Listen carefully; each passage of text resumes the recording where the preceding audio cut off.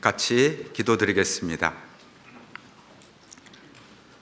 주님 은혜 감사합니다. 영이신 하나님, 하나님의 사랑, 거룩, 의로움의 절대적 성품에 기반하여 구원, 진리, 지혜, 은혜, 선악과 영광이 있음을 고백합니다.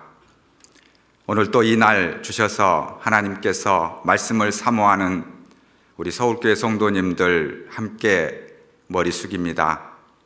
합당한 말씀으로 은혜롭게 더해 주시고 능력의 말씀 가운데 이 세상을 초월하여 힘있게 살아갈 수 있도록 도와주시옵소서. 교회가 계획하고 준비하고 있는 여러 가지 일정들 가운데 함께 해주셔서 하나님께 영광이요 우리에겐 기쁨이 될 수 있도록 늘 순적하고 온만하게 인도해 주시옵소서. 충계 수양회를 앞두고 있습니다. 하나님께서 예비하고 준비한 영혼들 불러 모아 주셔서 함께 주의 영광, 주의 은혜에 참여하여 주의 깊은 사랑을 깨달을 수 있도록 도와주시옵소서. 세계 선교를 위해서도 기도합니다. 특별히 해외 각지에 파송 중인 선교사님들과 그 일행들에게 하나님의 지혜를 분부해 주셔서 이 복음을, 이 진리를, 은혜를 담대히 전할 수 있도록 도와주시옵소서. 오늘 말씀 시작과 끝도 주의 자비로운 손길에 부탁드립니다. 저희를 사랑하시고 죄 가운데 구원해 주신 예수님 이름으로 기도드립니다. 아멘. 역대하 3장을 보시겠습니다.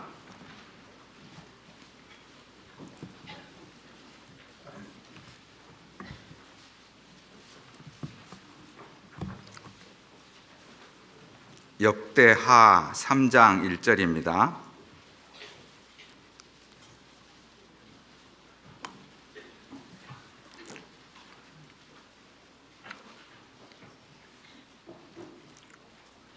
역대하 3장 1절 제가 읽어드리겠습니다.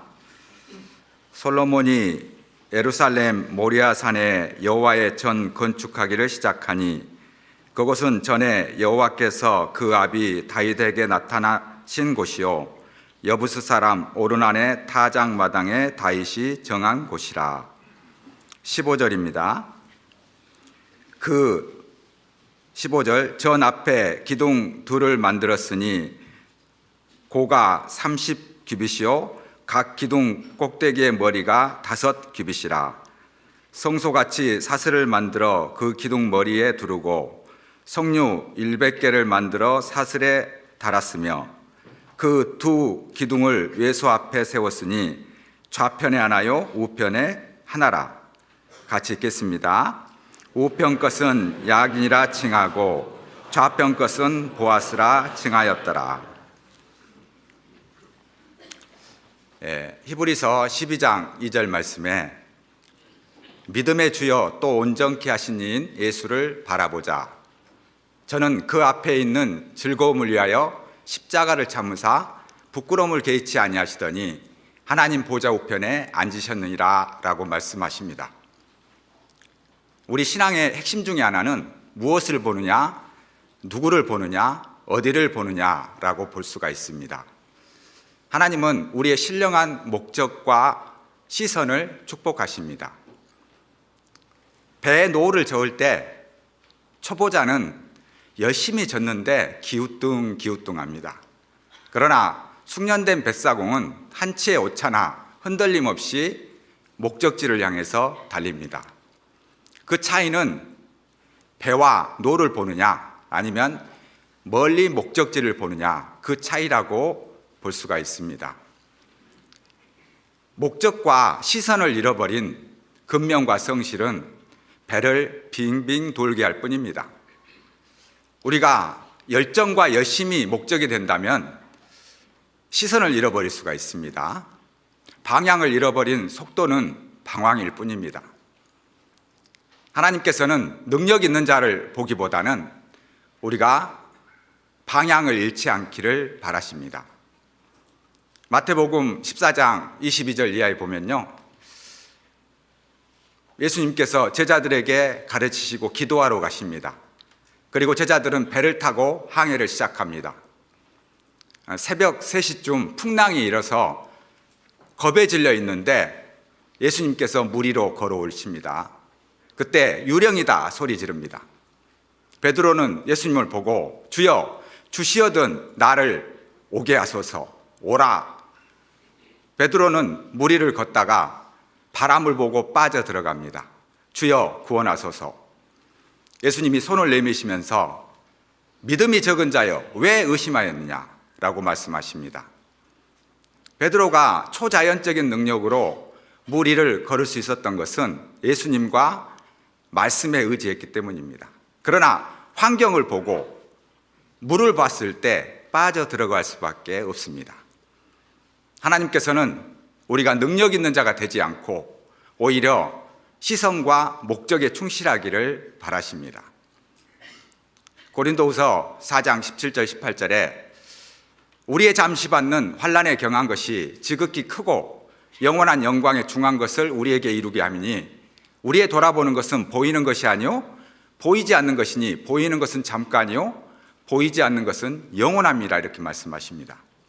그리고 로마서 14장 7절 8절에도 우리 중에 누구든지 자기를 위하여 사는 자가 없고 자기를 위하여 죽는 자도 없도다.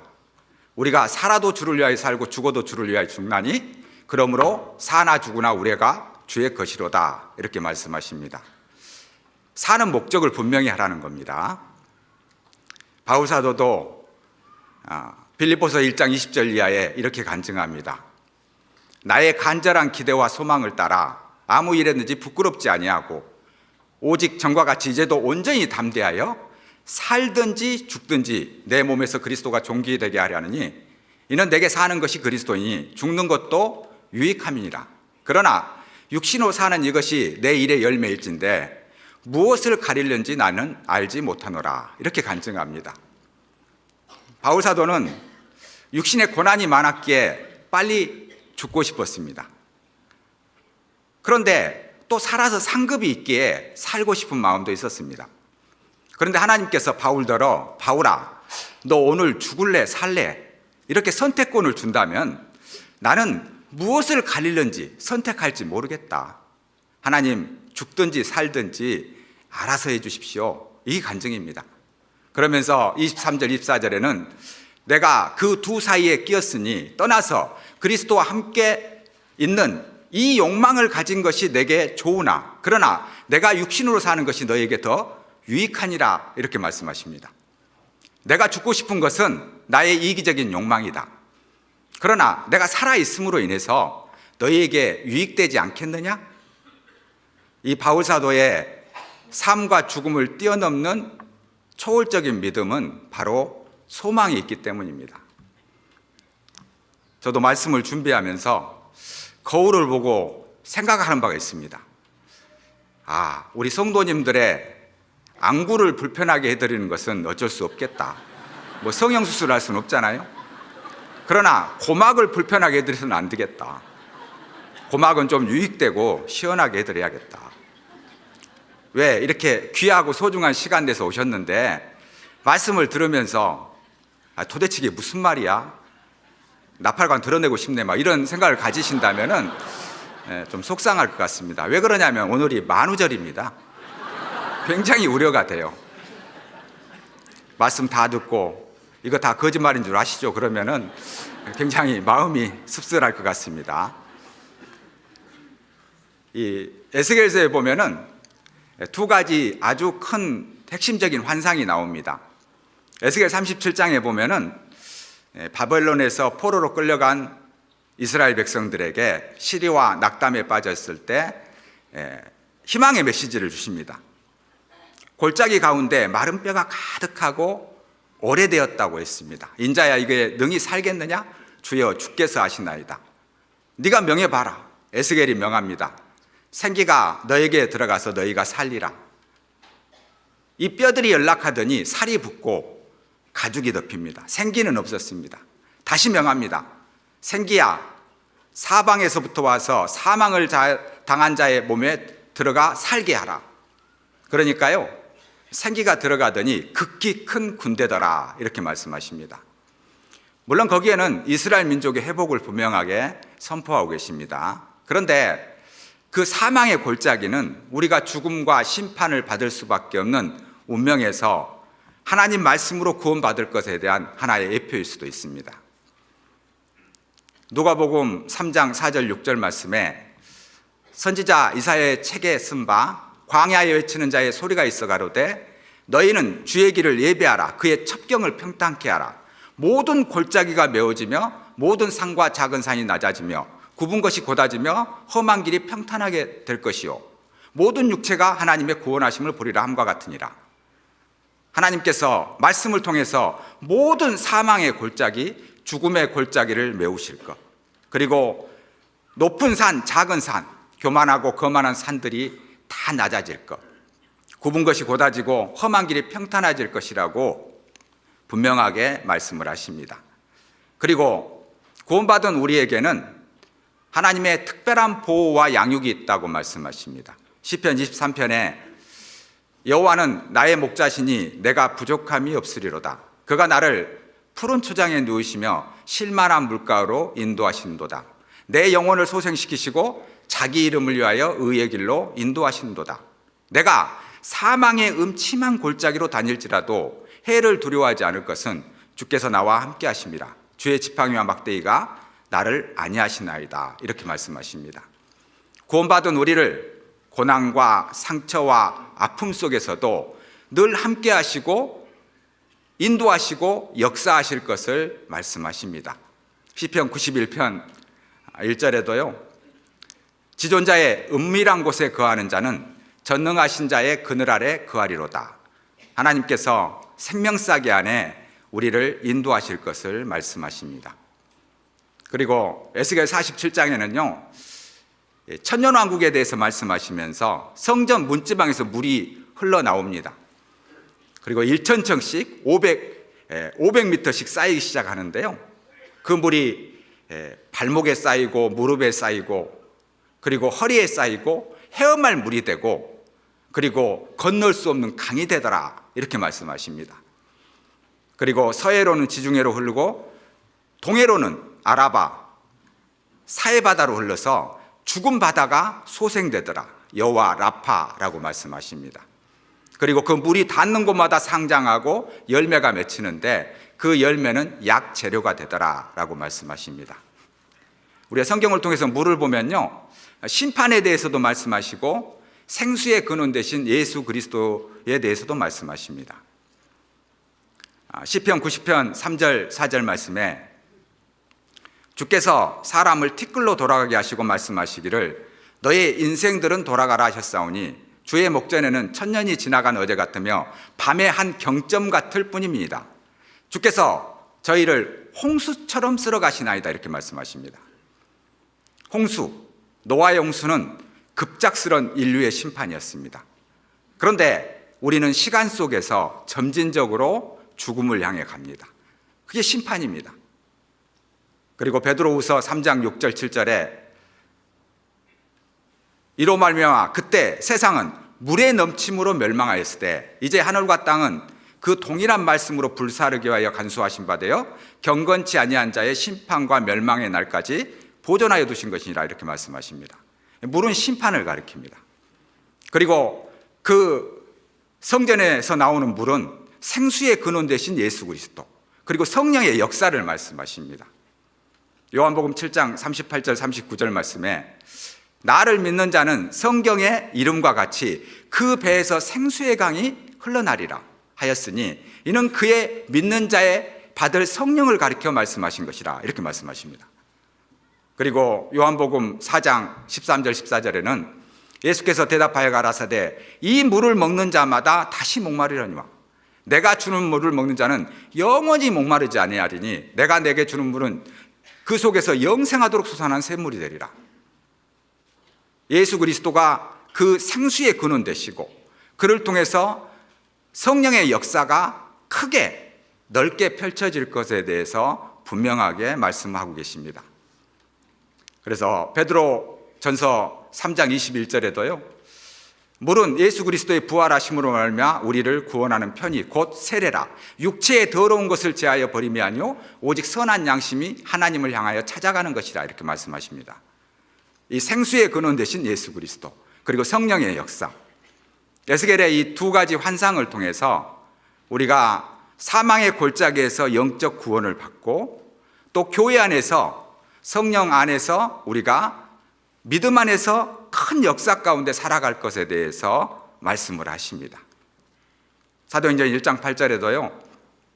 오직 성령이 너희에게 마시면 너희가 권능을 받고 예루살렘과 온 유대와 사마리아와 땅끝까지 이르러 내 증인이 되리라 이렇게 말씀하십니다.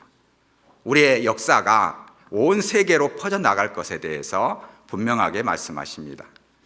그 교회의 역사, 그 성령의 역사를 이 야긴과 보아스를 통해서 우리는 좀 교훈받을 필요가 있습니다.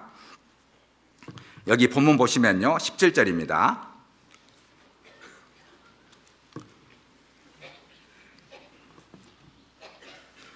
그 두 기둥을 외소 앞에 세웠으니 좌편에 하나요 우편에 하나라. 우편 것은 야긴이라 칭하고 좌편 것은 보아스라 칭하였더라. 하나님께서 성전을 세우시고 그리고 두 기둥이 있었습니다. 높이가 15m, 둘레가 5.4m, 그리고 현재 시세로 보면 61조 정도 되는 아주 웅장하고 화려한 성전입니다. 그 두 기둥이 있었습니다. 이 기둥은 하나님께서 이 교회를 바치고 있음을 분명하게 말씀하십니다. 사무엘상 2장 8절 말씀에 가난한 자를 진토에서 일으키시며 빈핍한 자를 거름더미에서 드사 귀족들과 함께 하시고 영광의 일을 차지하게 하시는도다. 땅의 기둥들은 여호와의 것이라. 여호와께서 세계를 그 위에 세우셨도다. 이렇게 말씀하십니다. 제 전도인으로 부름을 받았을 때 정말 깨달아진 말씀이 이 말씀이었습니다. 가난한 자를 진토에서 일으키시며 빈핍한 자를 거름더미에서 드사 귀족들과 함께 하시고 영광의 일을 차지하게 하십니다. 이 말씀이 너무 은혜가 됐습니다. 지금도 마찬가지입니다. 그런데 그 뒷구절이 좀 깨달아지지가 않았어요. 갑자기 이게 연결이 안 돼요. 잘.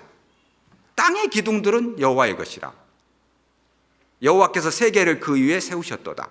근데 이번 말씀을 준비하면서 이 말씀이 좀 깨달아졌습니다. 아, 이게 교회구나. 진토 같은 나, 거름더미 같은 나를 빚어서 교회의 기둥을 만들어 가시는구나. 우리도 진토 가운데 거름터에서 구원을 받습니다. 그런데 교회 안에서 하나님께서 다져가시고 경고케 하시고 아름답게 꾸며 가시잖아요. 이게 놀라운 것입니다. 잠언 9장 1절에 지혜로 그 집을 짓고 7 기둥을 다듬고 이렇게 말씀하십니다. 7 기둥은 7 교회, 이방 교회를 말합니다. 마태복음 15장에 보면은 물고기 2마리와 보리떡 7개로 4,000명을 먹이고 7 광주리를 남깁니다. 그 7 교회입니다. 계시록 2장 3장에 보면요 소아시아 7 교회가 나옵니다. 에베소, 서머나, 버가모, 두아디라, 사데, 빌라델피아, 라오디게아. 근데 교회마다 좀 문제들이 있어요. 처음 사랑도 버리고 이세벨의 교훈, 발람의 교훈, 또 차지도 않고 덥지도 않고 내 토하고 싶은 그런 교회도 있었습니다. 그런데 하나님께서는 이 세계적인 교회를 아름답게 다듬어 가십니다. 진토 같은 거름터 같은 우리를 다듬어 가듯이 하나님께서 교회를 다듬어 가십니다. 우리가 길을 가다 보면요 이런 편말 보셨을 겁니다. 공사 중 통행에 불편을 끼쳐드려 죄송합니다. 아, 공사 중이구나. 먼지도 나고 소음도 있고 참 불편하다. 그러나 이 공사가 끝나면은 넓고 쾌적한 환경 속에서 문화생활을 즐길 수 있다는 기대감에 견딥니다.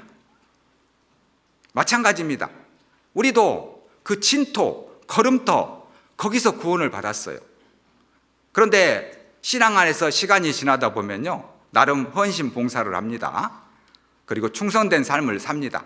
그런데 그 내가 어떤 형제 자매에게는 걸림이 됩니다. 문제가 됩니다. 상처가 됩니다. 왜? 완벽하지 않기 때문입니다. 그래서 교회에 오실 때 우리 성도들을 보면서 한번 그런 기도하는 마음이 필요합니다. 형제 자매님, 통행에 불편을 끼쳐드려서 죄송합니다. 마음에 상처를 드려서 죄송합니다. 근데 좀 이해해 주십시오. 저 공사 중입니다. 우리 서로 공사 중이에요. 그러니까 문제가 있는 겁니다. 덤프트럭이 와서요, 잡석을 부어버립니다. 그 잡석 중에는 아주 좋은 예쁜 잡석도 있겠지만 대부분의 잡석은 날카롭습니다. 흉측합니다. 더럽습니다. 근데 관계자가 시멘트를 이겨가지고요, 아름답게 기둥을 만들어 버렸어요. 견고한 기둥이었습니다. 우리가 잡석입니다. 날카롭습니다. 흉측합니다. 더럽습니다. 나름 잘 산다고 하지만 어떤 분에게는 상처가 되고 아픔이 되고 고통이 됩니다. 공사 중이기 때문에 그렇습니다. 그러나 하나님께서는 우리를 빚어서 교회의 기둥으로 튼튼하게 아름답게 견고하게 세워가십니다. 이게 기적 아니겠습니까? 시편 133편에 형제가 연합하여 동거함이 어찌 그리 선하고 아름다운 곳, 머리에 있는 보배로운 기름이 수염 곧 아론의 수염에 흘러서 그 옷깃같이 내린 같고 헐몬의 이슬이 시온의 산들에 내린 같도다. 거기서 여호와께서 복을 명하셨나니 곧 영생이로다, 이렇게 말씀하십니다. 걸음터 같은 진토 같은 날카롭고 흉측한 우리를 통해서 그 안에서 하나님께서 빚어가십니다. 복을 주십니다. 에베소서 3장 20절 21절에도요, 우리 가운데 역사하시는 능력대로 우리의 온갖 구하는 것이나 생각하는 것에 더 넘치도록 능히 하실 이에게 교회 안에서와 그리스도 예수 안에서 영광이 대대 영원 무궁하기를 원하노라. 아멘. 교회 안에서 그리스도 안에서 하나님께서 우리를 세워가십니다. 그리고 교회를 통해서 우리는 볼 수 없는 것을 볼 수 있습니다. 들을 수 없는 신령한 것을 듣습니다. 세상이 알지 못하는 것들을 알 수가 있어요.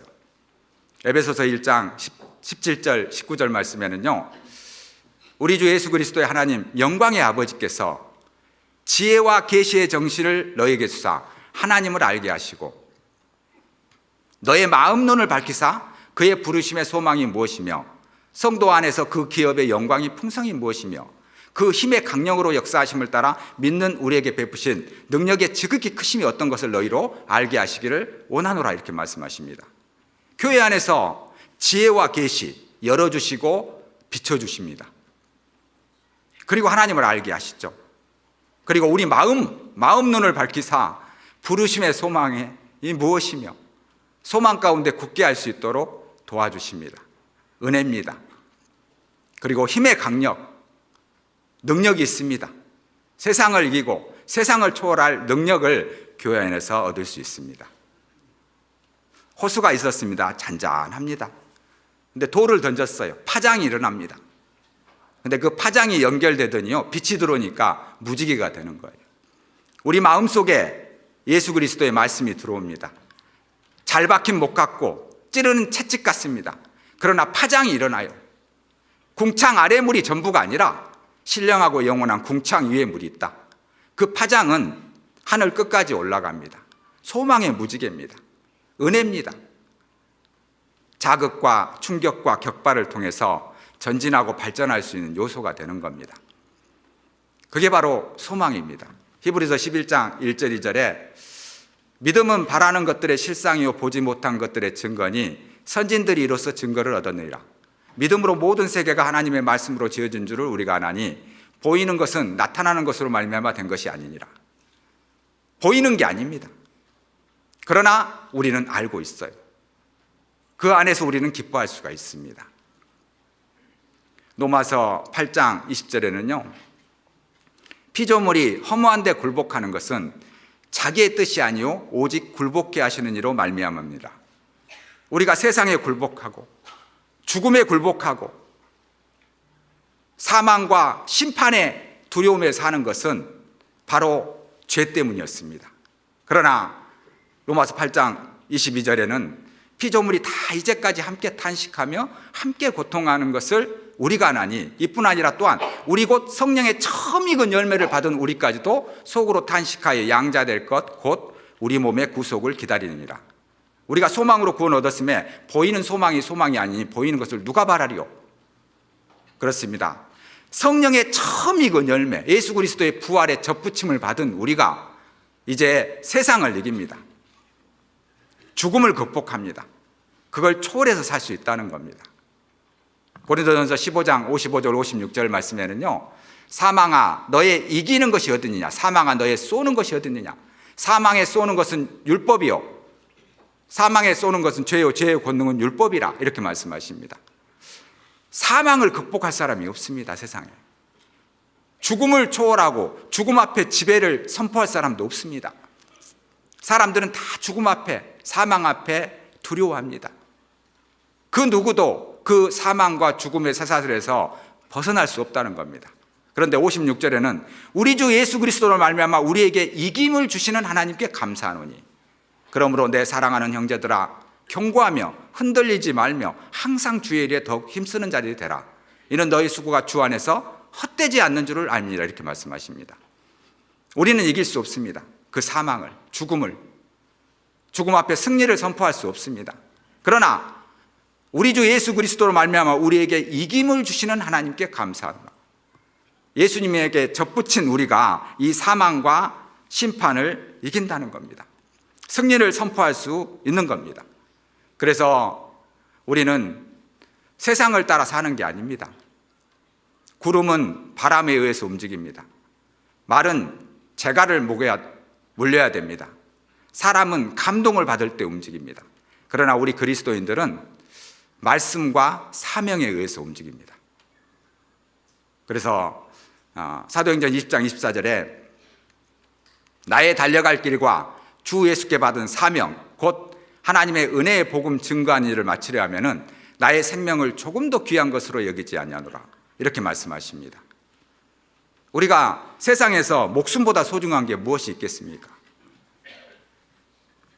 너희가 온 천하를 얻고도 제 목숨을 잃으면 무엇이 유익하겠느냐? 무엇을 주고 제 목숨과 바꾸겠느냐? 마태복음 16장에는 말씀하시는데요, 목숨과 바꿀 수 있는 게 아무것도 없습니다. 그런데 바울사도는 아니다, 목숨보다 중요한 게 있다, 나에게는 그건 사명이다, 이렇게 말씀하시는 거예요. 나의 달려갈 길과 주 예수께 받은 사명 곧 하나님의 은혜의 복음 증거하는 일을 마치려 하면은 나의 생명을 조금 더 귀한 것으로 여기지 않노라.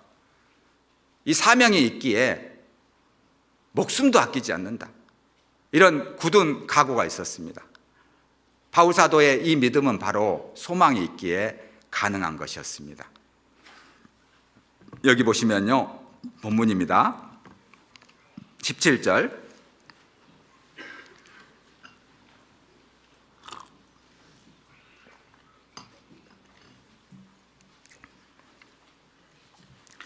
그 두 기둥을 외소 앞에 세웠으니 좌편에 하나요 우편에 하나라. 우편 것은 같이 읽겠습니다. 야긴이라 칭하고 좌편 것은 보아스라 칭하였더라. 저가 세우시리라. 그에게 능력이 있다. 야긴 보았습니다. 근데 저는 이 말씀을, 야긴을 누리고 충만하라, 보아스를 나누고 영광 돌리라, 이렇게 좀 생각을 해봤습니다. 누리고 충만하라. 여러분, 누린다는 것은 기뻐하는 겁니다. 즐거워하는 겁니다. 웨스트민스터 소요령답의 시작이 여호와를 기뻐하라, 이렇게 말씀하셔요. 여러분, 여호와를 기뻐하는 것과 여호와를 기쁘시게 하는 것은 다릅니다. 여호와를 기뻐하는 자가 여호와를 기쁘시게 해드릴 수 있어요. 이게 별것 아니라고 생각하지만요, 여호와를 기뻐하는 것과 여호와를 기쁘시게 해드리는 것, 이 차이는 어찌 보면은 신앙과 종교의 차이입니다. 은혜와 율법의 차이입니다. 천국과 지옥의 차이일 수도 있습니다. 여호와를 기뻐하는 게 중요합니다. 하나님을 기뻐하는 자가 하나님을 기쁘시게 해드릴 수가 있는 겁니다. 마태복음 3장 17절에는요, 예수님이 세례를 받으시고 성령이 비둘기처럼 임하십니다. 그때 하늘에서 이는 내 사랑하는 아들이요 내 기뻐하는 자라. 17장 5절에도요 변화산상에서 베드로, 야고보, 요한 3명이 갑니다. 옷이 너무 휘어져서 빨래하는 자가 그렇게 희게할 수 없었습니다. 광채에 빛나서 쳐다볼 수가 없었습니다. 구름이 옵니다. 구름 사이에서 음성이 들립니다. 이는 내 사랑하는 아들이요 내 기뻐하는 자니 너희는 저의 말을 들을지어다. 먼저 기뻐하는 거예요. 하나님을 기뻐해야 됩니다. 아이들이요 학교에서 돌아옵니다. 집에 갔더니 엄마가 있어요. 엄마, 학교 다녀왔습니다. 아이는 엄마를 기뻐해요. 엄마도 아이를 기뻐해요. 그런데 아이가 책가방을 놀고 올게요? 나가요. 그러면서 놀이터에서 자치기, 딱지치기, 구슬치기, 공기놀이 재밌게 놀아요. 엄마가 안 보이는데도 재밌게 놉니다. 그리고 이게 지금 석양 노을이 지는데도 모르는 거예요. 엄마가 부릅니다. 영희야, 철수야, 밥 먹자. 그러면요 가지고 놀던 모든 도구들 놓고 집으로 달려갑니다. 석양 노을이 아름다운 이유는 돌아갈 집이 있어서입니다. 우리가 소풍, 여행이 즐거운 이유는 돌아올 집이 있으니까 그래요. 우리도 구원을 받았습니다.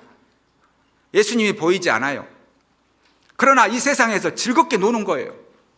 돈도 벌고 명예 권세도 얻고 사랑도 나누고, 그리고 석양 노을이 질 쯤 예수님이 부르실 겁니다. 가자. 그러면요 다 놓고 가는 겁니다. 그런데 학교에서 돌아왔는데 엄마가 없어요. 엄마, 놀이터로 갑니다.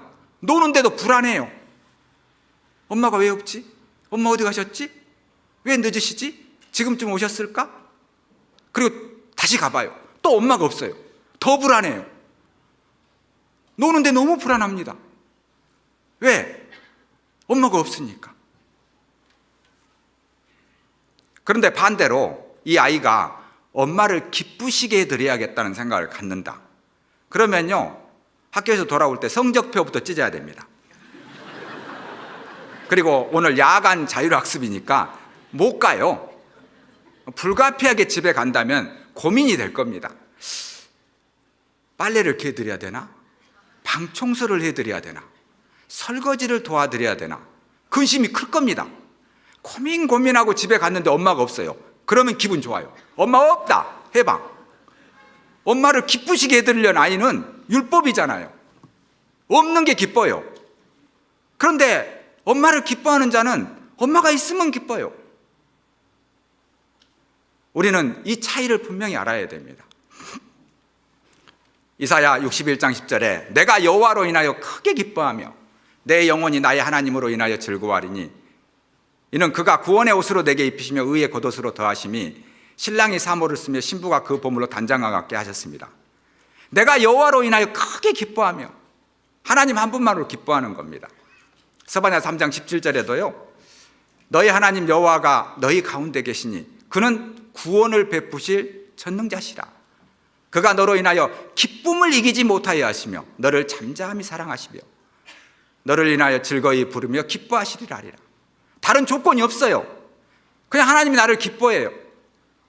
기쁨을 이기지 못하여 하시며. 하박국 3장 17절 18절에도요 비록 무화과 나무가 무성치 못하며 포도나무 열매가 없으며 감람나무 소출이 없으며 밭에 식물이 없으며 우리의 양이 없으며 외양간 송아지 없을지라도 나는 여호와로 인하여 즐거워하며 내 구원의 하나님으로 인하여 기뻐하리라. 다른 거 없습니다. 그냥 하나님을 기뻐합니다. 여호와를 기뻐하는 것이 너희의 힘이니라. 시편 97편 11절에도요 의인을 위하여 빛을 뿌리고 마음이 정직한 자를 위하여 기쁨을 뿌렸도다. 의인들아 너희는 여호와로 기뻐하라. 이렇게 말씀하십니다. 하나님을 기뻐하는 것, 그것이 우리의 은혜이고 소망이고 사랑입니다. 인생의 모든 문제는요 나의 충만이 없어서 그렇습니다. 내가 여유롭게 매력적으로 다른 사람들을 섬기고 배려하고 친절하고 도와주는 모든 그 속에는요 하나님의 성령의 충만함으로 이어졌을 때 가능합니다. 내 안에 깊은 샘물에 닿았을 때 악한 독소들이 해소되는 거예요. 그런데 왜 내가 날카롭습니까? 상처를 줍니까? 내 안에 기쁨이 없어서 그래요. 하나님으로 오는 참다운 기쁨, 즐거움이 없으면은 그게 진정한 다른 사람들에게 영향력을 미치지 못하는 것을 알 수가 있습니다.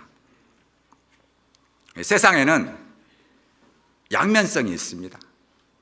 좋은 것 속에도 나쁜 것이 있고 나쁜 것 속에서도 또 유익한 것들이 있습니다. 그래서 어떤 상황을 볼 때 긍정적인 사고로 보는 사람이 있고 부정적인 시각으로 보는 사람이 있어요. 어떤 사람이 낫겠습니까? 안 물어보겠습니다. 둘 다 안 좋습니다, 사실. 믿음의 시각으로 봐야 됩니다. 긍정적인 시각이 좋은 것 같은데요, 긍정적인 시각으로 보면은 굉장히 위험합니다. 유괴범이 사탕 주면서 가자, 긍정적으로 따라가 버려요. 위험합니다. 부정적인 시각이 나쁜 것 같은데요, 안전합니다. 세상을 볼 때 조금 비판적으로 부정적인 시각으로 보시고, 그리고 삶은 굉장히 긍정적으로 살아야 돼요. 그러면 부정적 시각, 긍정적 시각을 초월할 수 있는 게 바로 믿음의 시각입니다. 그게 신령한 눈입니다. 믿음의 눈입니다. 거룩한 시각이죠. 시편 68편 18절에 주께서 높은 곳으로 오르시며 사로잡은 자를 끌고 선물을 인간에게서 또는 패역자 중에서 받으시니 여호와 하나님이 저희와 함께 거하려 하심이로다, 이렇게 말씀하십니다. 높은 관점, 신령한 관점으로 보는 겁니다. 높이 보고 멀리 보고 전체를 보고 끝을 보면요, 세상이 작게 보일 겁니다. 세상의 모든 문제들 별것 아니고 웃고 넘어갈 일이에요. 사상, 철학, 이념, 사고, 이 모든 것들 아무것도 아닌 일입니다. 믿음의 눈으로 보면. 고린도후서 10장 4절 이하에는 우리의 싸우는 병기는 육체에 속한 것이 아니요 오직 하나님 앞에서 견고한 진을 파하는 강력이라. 모든 이론을 파하며 하나님 아는 것을 대적하여 높아진 것을 다 파하고 모든 생각을 사로잡아 그리스도에게 복종케 하니 너희의 복종이 온전케 될 때 모든 복종치 않는 것을 벌하려고 예배하는 중에 있노라, 이렇게 말씀하십니다. 말씀은 모든 것을 파해버려요. 사상, 철학, 이념, 모든 걸 파해버립니다. 그리고 높은 관점으로 보면은 그거 아무것도 아니다. 영혼을 보는 겁니다. 영원한 세계를 볼 수 있는 눈이 열리는 거예요. 근데 그 세계를 보지 못하고 높은 관점으로 보지 못하면은 그냥 그 세상 일에 죽자고 덤빌 겁니다. 그게 다인 줄 알아요. 개미 같은 그런 생각들입니다. 우리는 높은 시각이 필요합니다.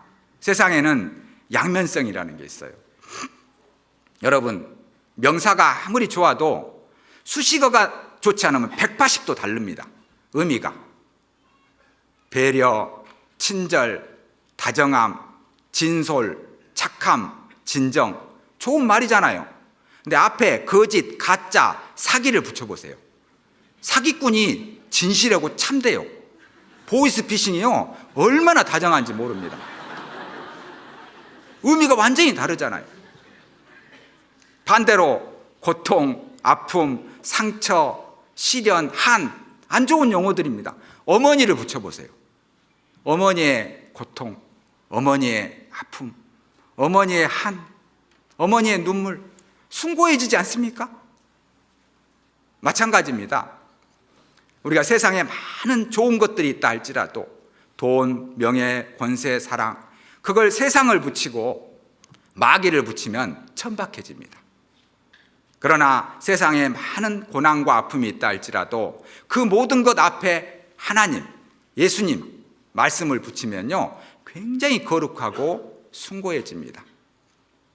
로마서 8장 28절에 우리가 알거니와 하나님을 사랑하는 자 곧 그 뜻대로 부르심을 입은 자들에게는 모든 것이 협력하여 선을 이루니라, 이렇게 말씀하십니다. 협력해서 선이 이루어집니다. 그리고 하나님으로부터 오는 것들은 양면성이 없어요. 그림자가 없습니다. 야고보서 1장 17절에 각양 좋은 은사와 온전한 선물이 다 이로부터 빛들의 아버지께서 내려오니 그는 변함도 없으시고 회전하는 그림자도 없으시니라. 굉장히 이로가 되는 말씀입니다. 세상은 양면성이 있지만 변함도 없으시고 회전하는 그림자도 없습니다. 다 좋다는 겁니다. 하나님과 관계된 모든 것들은 다 좋아요.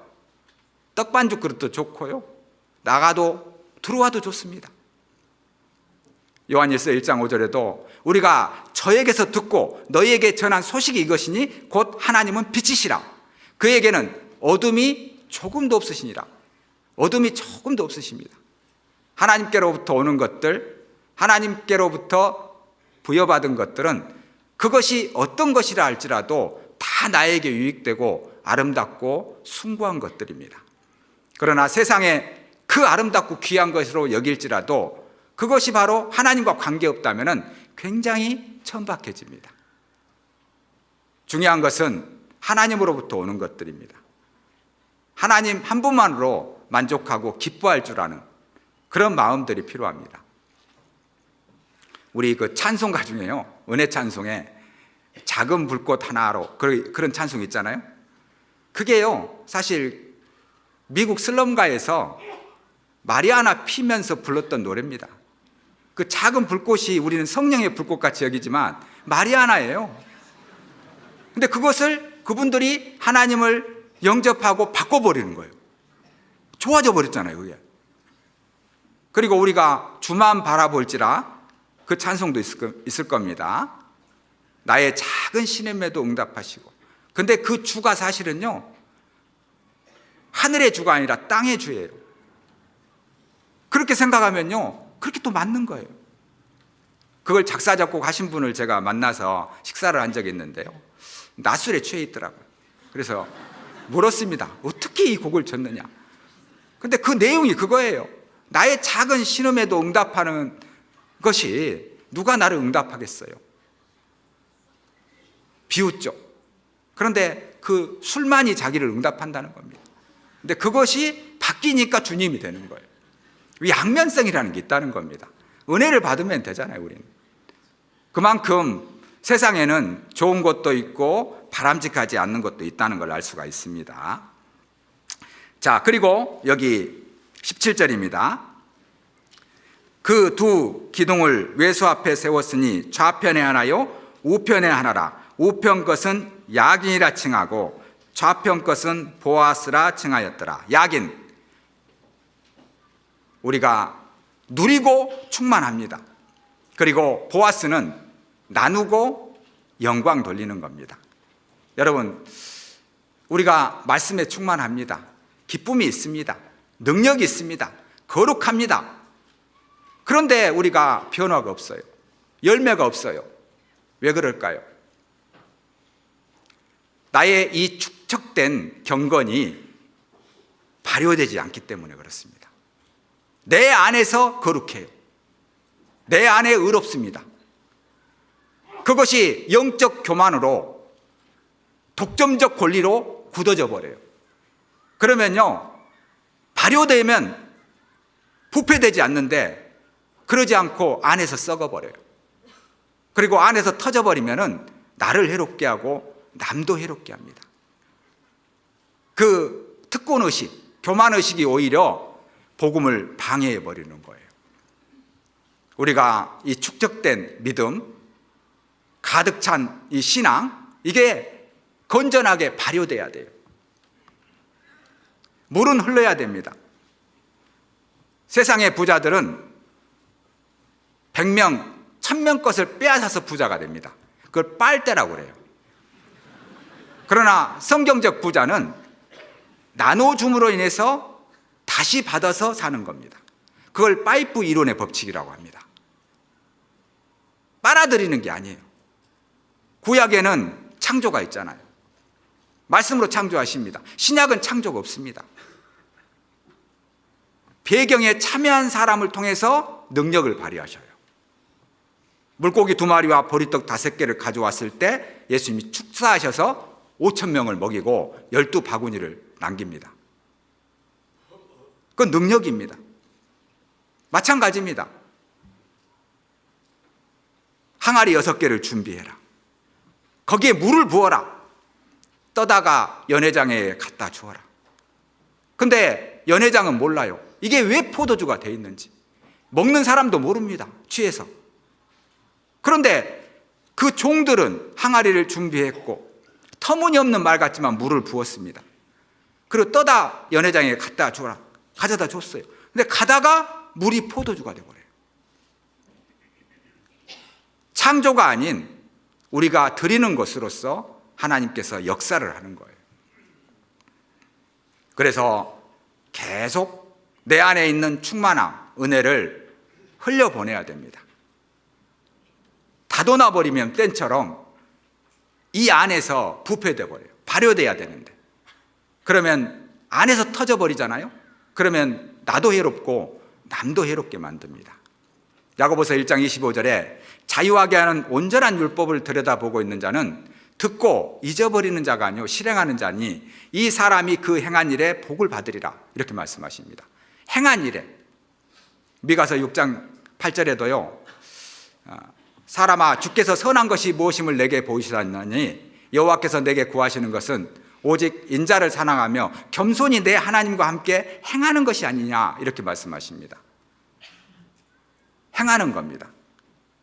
요한복음 7장 17절에도요 사람이 하나님의 뜻을 행하려 하면 이 교훈이 하나님께로서 왔는지 내가 스스로 말함인지 알리라.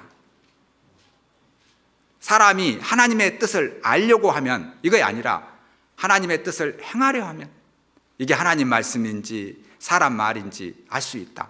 빌립보서 4장 9절에도 너희는 내게 배우고 받고 듣고 본 바를 행하라. 그러면 평강의 하나님이 너희와 함께 계시리라. 우리가 행하는 게 중요합니다.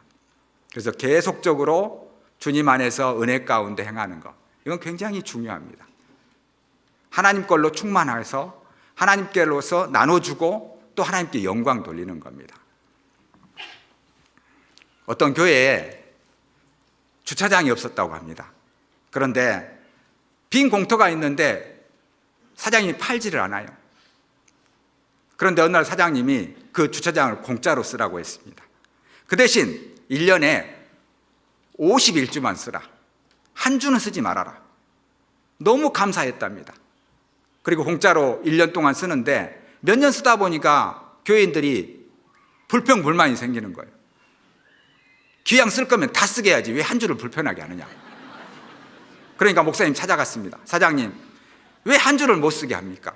사장님이 이렇게 이야기합니다. 아이고 목사님, 52주를 다 쓰게 하면 이 땅이 자기들 건 줄 알 거 아닙니까? 한 주라도 불편해야지 이 땅의 주인이 나라는 걸 기억할 것 아닙니까? 맞습니다. 에덴 동산에 왜 중앙에 선악과를 두셨습니까? 위험하게. 저기 끝에 두셔야죠. 그리고 아담 하와가 갈 때 쥐레를 묻어놨어야죠. 그럴 수 있잖아요. 에덴 동산 전부가 하나님 것이다. 하나님 것임을 인정하는 그게 바로 선악과입니다. 하나는 불편해야죠. 그렇지 않으면 다 자기 거라고 알잖아요. 우리가 11조를 왜 드립니까? 물질의 주인이 하나님이라는 거예요. 불편하지만 손해가 되는 것 같지만 나의 건강, 환경, 여건을 주셔서 에너지 주셔서 내가 이 돈을 벌었습니다. 하나님, 이건 하나님 것입니다. 11조잖아요. 이 예배에 참여합니다. 왜 참여합니까? 나의 삶의 주인이 하나님이시라는 거예요. 불편하죠? 그러나 나의 시간, 물질, 에너지의 주인이 하나님이십니다. 그걸 인정하는 의미에서 이렇게 예배에 참여하는 거예요. 비록 졸기는 하지만요, 괜찮습니다. 그것도 예배의 하나의 일종이니까요.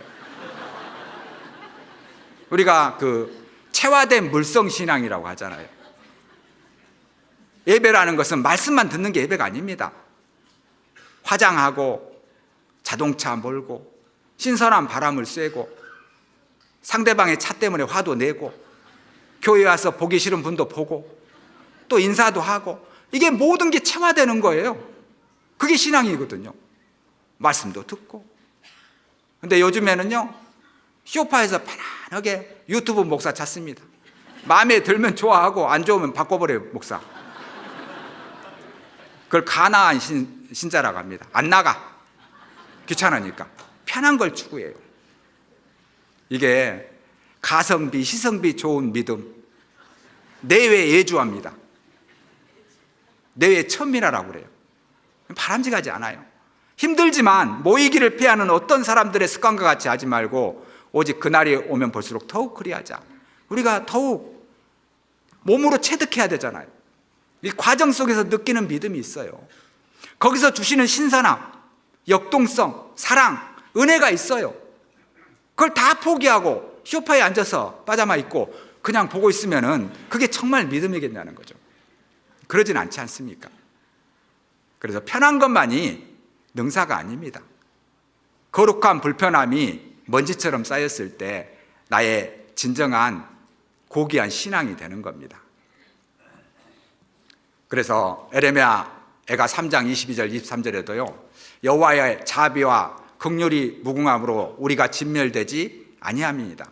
이것이 아침마다 새로우니 주의 성실이 크도소이다 이렇게 말씀하십니다. 성실함, 우리의 시간 속에서 늘 꾸준하고 변함없는 믿음 안에서 이 시간이 축적이 먼지처럼 쌓여갈 때 이게 나의 거룩한 신앙을 지켜주는 하나의 요소라는 것을 알 수가 있습니다. 우리는 비록 이 바쁜 세상, 분주한 세상, 정신없는 세상 속에서도 중요한 게 무엇이라는 걸 알아야 됩니다. 우리가 열심히 사는 것, 열정적으로 사는 것도 중요하지만 시선을 놓치면 안 됩니다. 목적지를 놓치면 안 됩니다. 하늘을 바라봐야 됩니다. 그리고 하나님을 기뻐하고 또 기쁨을 통해서 그 충만된 삶을 나눠줘야 됩니다. 그랬을 때 전인격적인 삶이 되는 거예요. 데살로니가 전서 6장 5장 16절 이하에는요 항상 기뻐하라, 쉬지 말고 기도하라, 범사에 감사하라. 이는 그리스도 예수 안에서 너희를 향하신 하나님의 뜻이니라. 성령을 소멸치 말고 예언을 멸시치 말며 범사에 헤아려 좋은 걸 취하고 악은 모든 모양이라도 버리라. 그리고 23절에는 평강의 하나님이 친히 너희로 온전히 거룩하게 하시고 또 너희 온 영과 혼과 몸이 우리 주 예수 그리스도 강림하실 때 흠없게 보존되기를 원하노라 이렇게 말씀하십니다. 그러니까 과거의 상처 아픔으로 인해서 현재의 발목이 잡혀도 안 되고 미래의 수수께끼 같은 삶을 위해서 두려움 속에 살 필요도 없습니다. 현재 항상 기뻐하라, 쉬지 말고 기도하라, 범사에 감사하라. 현재적 삶입니다. 이 삶이 나의 영과 혼과 육을 강건케 할 겁니다. 전인격적인 삶을 살 수 있도록 도와주실 겁니다. 같이 기도하시겠습니다. 주님 감사합니다. 믿음의 주여 또 온전케 하신 인 예수를 바라보자 늘 주님을 바라보고 주님 한 분만으로 만족하고 기뻐하는 삶을 살 수 있도록 도와주시옵소서. 늘 주의 사랑, 주의 은혜 가운데 이 복음을 널리 전하는 믿음의 성도들이 될 수 있도록 도와주시옵소서. 예수 그리스도 이름 받들어 기도합니다. 아멘.